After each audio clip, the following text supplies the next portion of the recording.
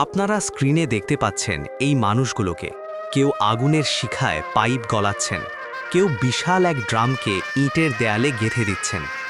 প্রথম দেখায় মনে হতে পারে এগুলো হয়তো সাধারণ কিছু টেকনিক বা নিছক কাজ, কিন্তু একটু গভীরভাবে ভাবুন তো, এই পাইপের প্রতিটি খাঁজ আর ইটের প্রতিটি স্তর এক একটা পরিবারের ভবিষ্যৎ। এই যে ভাইটি হাঁটু গেড়ে ড্রামের ওপর ইট সাজাচ্ছেন, তার প্রতিটি হাতুড়ির ঘায়ে মিশে আছে বাড়িতে অপেক্ষায় থাকা বৃদ্ধ মা বাবার ওষুধের খরচ, কিংবা ছোট্ট মেয়ের নতুন স্কুলের জামার স্বপ্ন। শহর যখন ঘুমিয়ে থাকে তখন এই মানুষগুলো রোদ বৃষ্টি মাথায় নিয়ে ঘামকে রক্ত বানিয়ে কাজ করে যান। তারা হয়তো ইঞ্জিনিয়ারিংয়ের বড় বড় ডিগ্রিধারী নন, কিন্তু অভাব তাদের শিখিয়েছে কিভাবে ভাঙা জিনিস দিয়ে নতুন কিছু গড়তে হয়।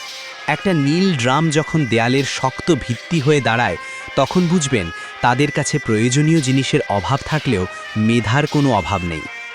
আমরা যখন এসি রুমে বসে লাক্সারি খুঁজি, তখন এই মানুষগুলো রোদে পুড়ে দেয়াল গাঁথেন, যাতে আমাদের মাথার ওপর ছাদটা শক্ত থাকে। তাদের হাতগুলো হয়তো কালো, জামাটা হয়তো ময়লা, কিন্তু তাদের হৃদয়টা আয়নার মতো পরিষ্কার, কারণ তারা অন্যের স্বপ্ন গড়তে নিজের জীবনের সোনালি সময়গুলো বিলিয়ে দিচ্ছেন।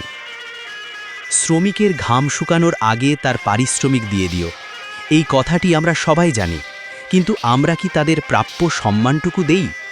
এই মানুষগুলো কোনো পদক চান না, তারা শুধু চান একটুখানি শ্রদ্ধা আর ভালোবাসা।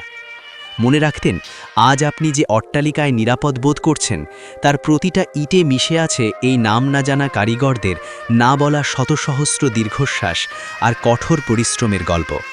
তাই আসুন এই মেহনতি মানুষগুলোকে কেবল করুণা নয়, বুক ভরা সম্মান দেই।